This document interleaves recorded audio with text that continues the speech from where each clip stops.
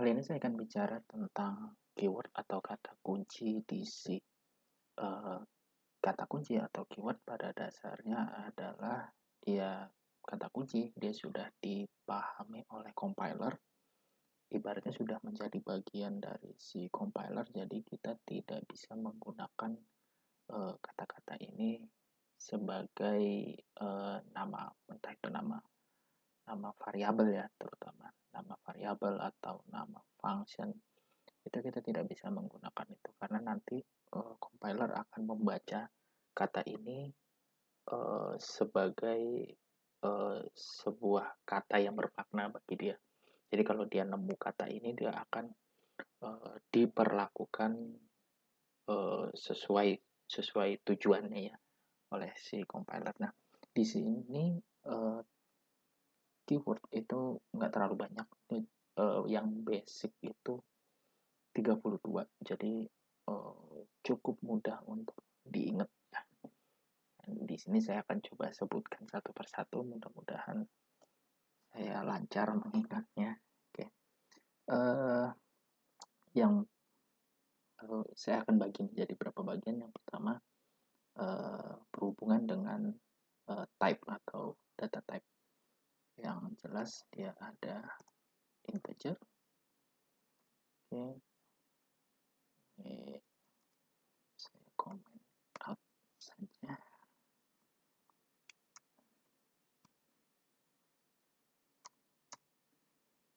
Yang pertama itu ada int atau integer, kemudian saudara-saudaranya itu ada char, kemudian ada short, kemudian ada long. Oke, bagaimana dengan long? Oke, seperti di video saya sebelumnya, saya sudah menjelaskan bahwa untuk long dan boolean itu di C yang 8990 dia tidak ada. Jadi itu long dan boolean itu ditambahkan di C99, di C standar C yang 2099. Oke, jadi umumnya memang ketika membahas tentang keyword long, baik itu long ataupun bool, biasanya dia tidak dibahas. Oke, kemudian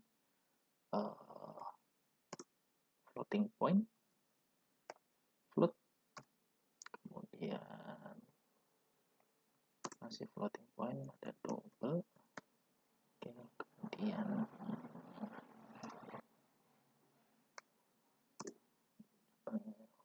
void saya sudah bahas di video sebelumnya. Kemudian ada lagi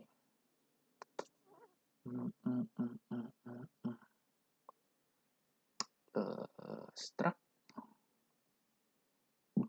untuk membuat data struktur. Nanti di video nomor berapa ya, 2 saya sudah sebutkan bahwa struct itu termasuk tipe data yang dimana dia agregat, jadi gabungan, jadi ukurannya nanti gabungan dari elemen-elemen di dalamnya atau member-membernya sebutnya.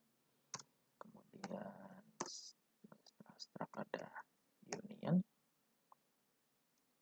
Nah, kemudian untuk mendefine suatu tipe ada namanya type def. Jadi type def itu seperti ini. Buat dulu.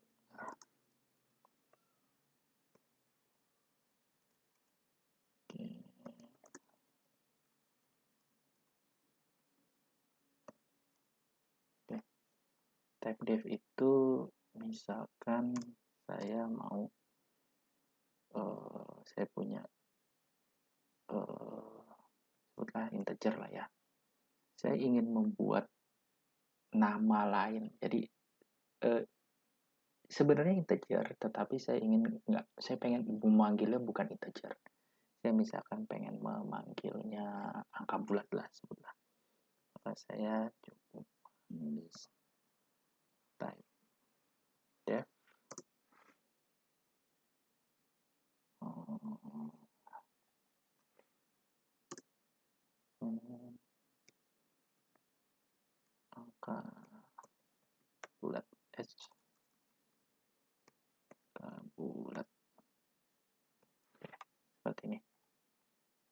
Jadi ketika nanti saya ingin mendeklar suatu variabel yang biasanya menggunakan integer int, ini saya bisa menggunakan angka bulat. Nah, jadi misalkan angka bulat pertama misalkan 1. Dan dia akan tetap dibaca sebagai integer. Jadi kalaupun misalkan nanti saya print out di sini, saya akan baca dia sebagai angka pertama. Save. Dan saya compile.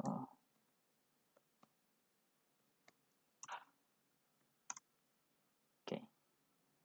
Jadi dia tetap membaca sebagai integer. Tetapi ya sering digunakan seperti ini, tetapi lebih banyak dia digunakan ketika kita bermain dengan struct atau union. Kenapa? Karena untuk struct, jika kita ingin membuat suatu tipe data struct ini angka,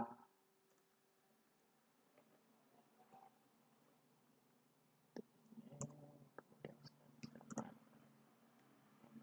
ada A, B seperti ini. Nah, ketika kita ingin mendeklar suatu struct, maka kita harus menyebutnya secara lengkap. Jadi seperti ini, struct angka. Ini jadi satu tipe data ya. Jadi kalau misalkan saya buat ini data, saya kosongkan dulu aja, saya nggak isi dulu. Nah, bisa dilihat di sini, oke, data itu jenis tipe datanya adalah struct angka. Jadi kalau saya hanya menyebut angka seperti ini, dia nggak akan mengenali. Jadi antara struct angka dengan angka itu beda. Berbeda dengan C++. Kalau di C++ kita cukup memanggil dengan angka, dengan kata angka ini dia ngerti, oh ini struct. Tapi kalau di C kita harus memanggilnya secara lengkap seperti ini. Nah, ini juga berlaku untuk tipe data lain seperti union, kemudian enum. Kita juga harus memanggilnya secara lengkap seperti ini. Nah, sehingga untuk memudahkan daripada saya harus selalu mengetik string angka itu, biasanya orang nambahkan di depan sini type def tag ini, misalkan struct angka itu saya akan panggil aja sebagai angka itu.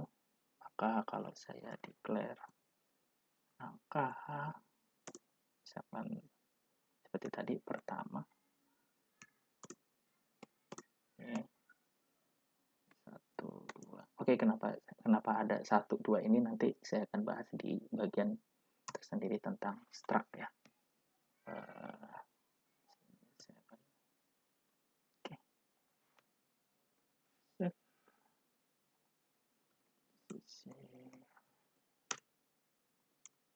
Oke, nah seperti ini.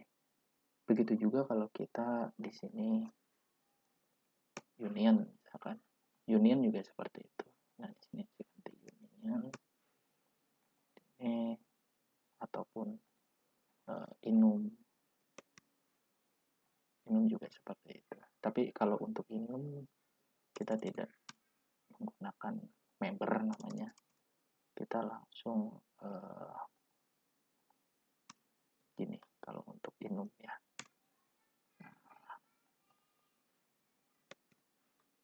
Nah ini bisa seperti ini, atau kadang-kadang orang juga langsung di sebelahnya seperti ini. Type def enum akan ini. Nah sebelum semikolon ini kita berikan apa yang ingin kita panggil nanti. Nah ini, oke, ini saya hapus.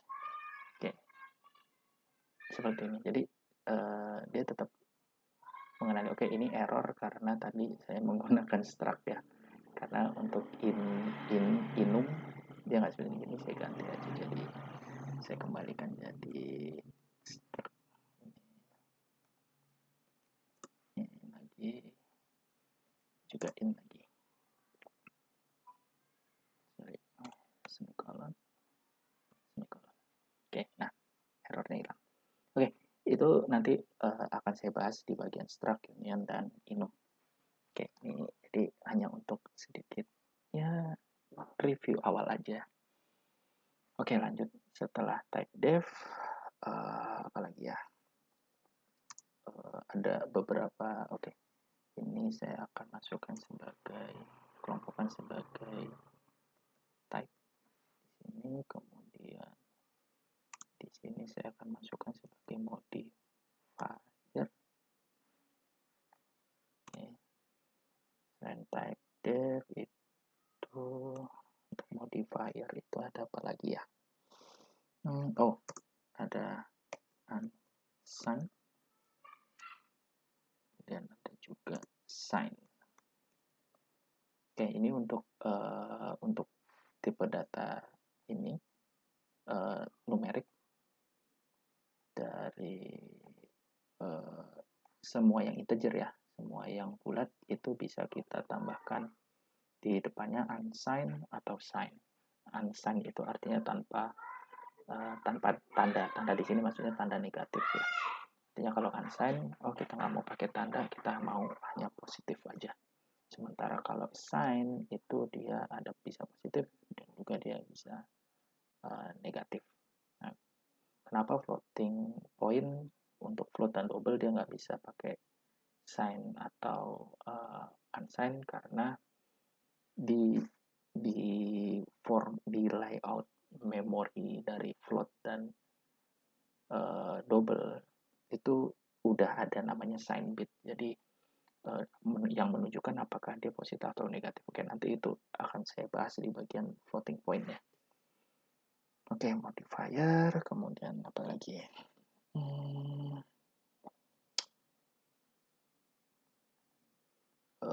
Control flow atau flow control. Itu ada if, kemudian juga sering dipasangkan dengan else, kemudian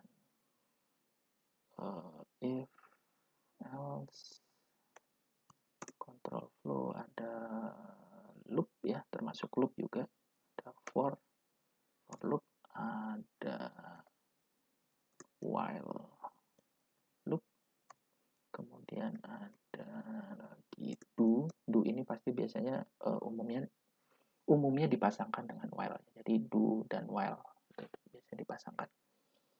Kemudian apa lagi?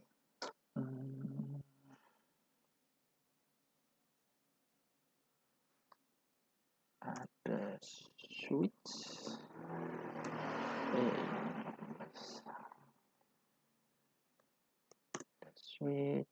kemudian pasangannya dia selalu menggunakan pasangannya case, switch case,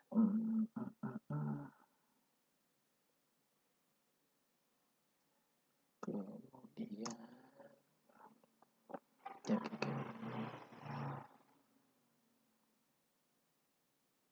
19 ya. Control juga ada tadi return ya, return, kemudian ada break, ada continue ya. Kemudian ada lagi ini yang sering menjadi kontroversi, namanya goto. Oke, sudah berapa tuh? 23 ya, berarti masih 9 lagi. Tapi ya,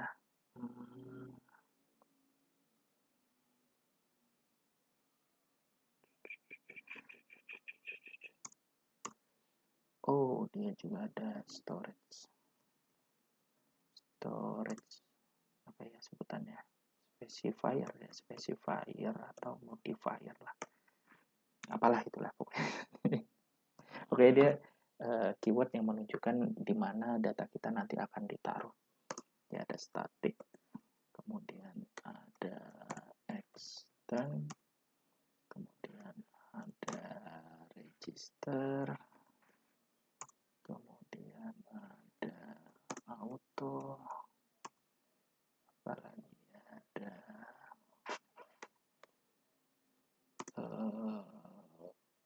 ya, volatile ya, masukin ada volatile.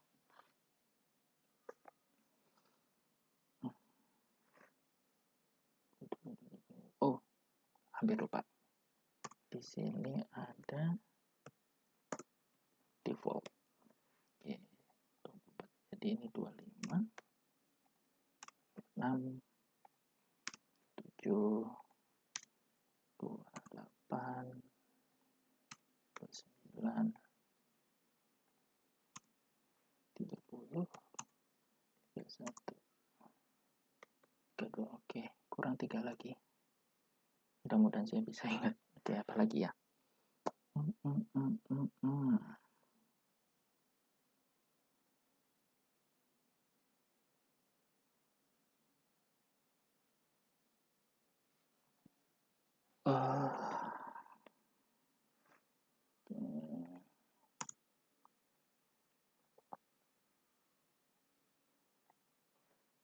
Kemudian ada apa ya? Aku lupa ya. Oh iya, the size of ini ya bisa dibilang operator juga, termasuk operator. Kemudian tadi auto udah ada belum ya? Auto udah ada. Oh ya, cons untuk konstan, nanti kita bicara tentang cons tersendiri. Double float, break, void udah ada belum ya? Void udah ada. Default register volatile 62. Wow, char udah ada belum ya? Udah ada. Oke, coba saya cek catatan saya. Oke, auto ada, cons ada, sort ada, struct ada,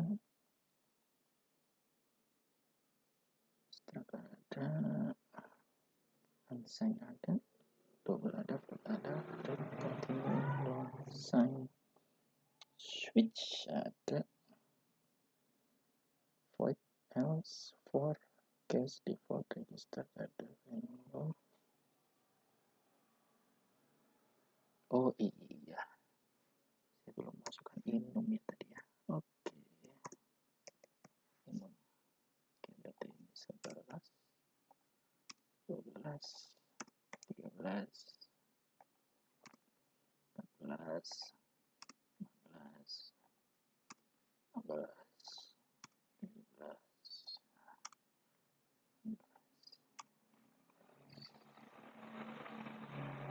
20, 1, 2,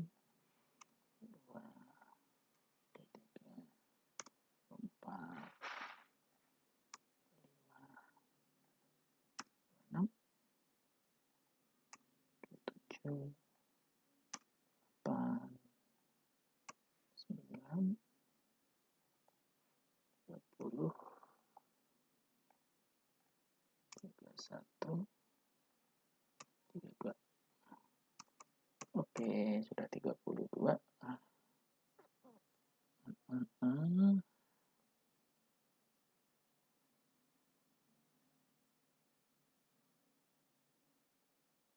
Oke, jadi ini mohon maaf agak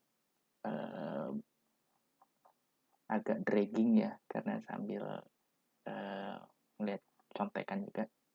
Tapi yang ingin saya tunjukkan di sini adalah bahwa keyword di C itu tidak terlalu banyak sehingga mudah untuk diingat. Dan inilah yang salah satu yang menjadikan C itu bisa dibilang mudah untuk dipahami.